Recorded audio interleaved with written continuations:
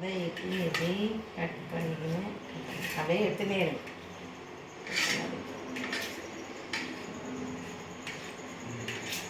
இந்த மாதிரி இட்லியை மீந்து போச்சுன்னா இதை மாதிரி கட் பண்ணிக்கணும். கட் பண்ணிவிட்டு பசங்களுக்கு இதை ஒரு ஃப்ரை பண்ணி இது பண்ணி கொடுத்தா பசங்க எல்லாம் சாப்பிடுவாங்க. அதை தான் இப்போ நான் செஞ்சு காட்ட போகிறேன். ஒரு 4 இட்லி மீந்துச்சு. அதை இந்த மாதிரி கட் பண்ணிவிட்டு எட்டெல்லாம் கிட்டவாங்க கட் பண்ணிவிட்டு அதுக்கு அது என்னென்ன ரொம்ப சிம்பிள் 5 மினிட்ஸில் செஞ்சிடலாம். அதை இப்போ கட் பண்ணிவிட்டேன். அதுக்கப்புறம் ஆயில் ஒரு தோசைக்கல்லை வச்சுட்டு ஆன் பண்ணிவிட்டு ஸ்டவ்வை அதில் எண்ணெய் ஊற்றிக்கணும். கொஞ்சமாக எண்ணெய் ஊற்றிக்கணும். அது சூடு இறந்தோம். அதில் கொஞ்சோண்டு கடுகு போடணும். அதில் சூடு இறக்கணும். சூடு இறந்தோம். சூடு ஏறிச்சு கொஞ்சோண்டு கடுகு பூரம் வைக்கிறோம். அதுக்கப்புறம் அது நல்லா தோசைக்கல் நல்லா கடுகு ஆகிடும். அதை அப்படியே வச்சுருந்தாங்க. தோசைக்கல் இது பண்ணிவிட்டு கடுகு பொரிய விடுங்க. பொரிய விட்டுட்டு அதில் அந்த இட்லியை கொஞ்சம் போட்டு பண்ணிட்டேன். இன்னும் இப்போ கடுகு பொரியல கொஞ்சோண்டு ஜீரகம் கிட்ட காட்டுங்க. கிட்ட கொஞ்சோண்டு ஜீரகம் அது மாதிரி லைட்டாக பண்ணி போடணும். ஜீரகத்தை போனீங்கன்னாக்கா அது புரியும். அதுக்கப்புறம்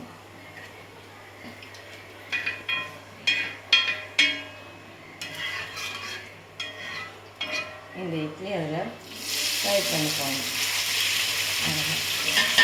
இட்லி கொஞ்சம் ஃப்ரை பண்ணணும். ஃப்ரை பண்ணணும்.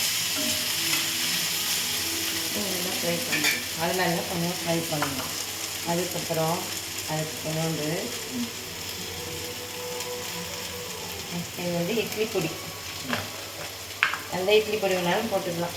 நீங்கள் அது மேலே உங்களுக்கு தேவையான காரத்துக்கு தகுந்த மாதிரி கொஞ்சம் தூவிக்கணும். உங்களுக்கு கொஞ்சம் காரம் அதிகமாக வேணும். அதனால் கொஞ்சம் அதிகமாக காரம் போடணும். அது நல்லா ஃப்ரை பண்ணிக்கணும்.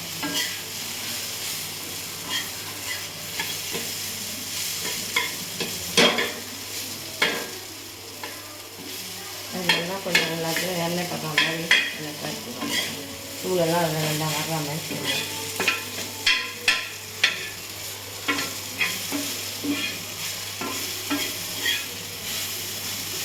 அதுக்கப்புறம்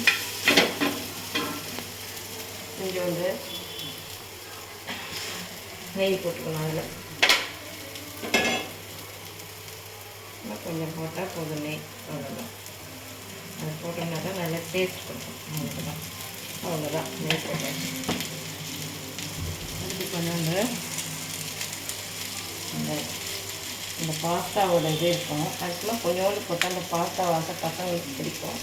அதனால் கொஞ்சமாக துவைக்க வேண்டியது தான். ரொம்பலாம் போடக்கூடாது. அவ்வளோதான். அதுக்கப்புறம் மின்ட்டு போடணும்.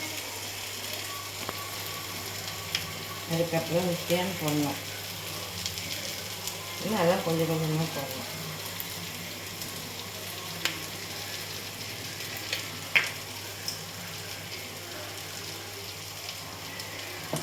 அதுக்கப்புறம் மின்ட்டு போடணும். மின்ட்டு போடணும். அது சும்மா கொஞ்சம் உண்டு இந்த வாசனைக்காக. அவ்வளோதான். அதுக்கப்புறம் நல்லா ஃப்ரை பண்ணணும்.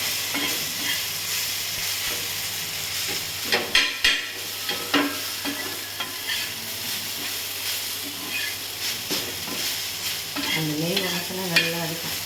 பசங்களுக்கு அந்த நெய் வாசனை நல்லா செஞ்சு போட்டு சாப்பிடலாம். இன்னும் கொஞ்சம் வேணும் காரம் வேணும். அந்த கொஞ்சம் தூள் போட்டுக்கணும் செய்யலாம்.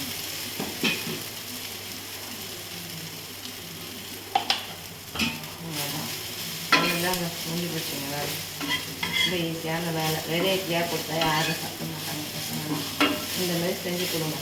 எல்லோரும் கட்டியே காலி பண்ணிடுங்க. மூடி வச்சு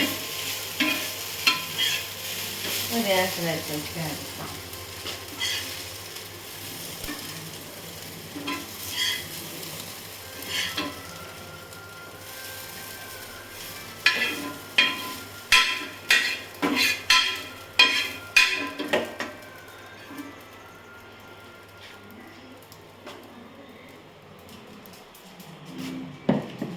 இருந்தால் இந்த பசங்களுக்கு கொடுத்தீங்கன்னா நல்லா சாப்பிடுவாங்க.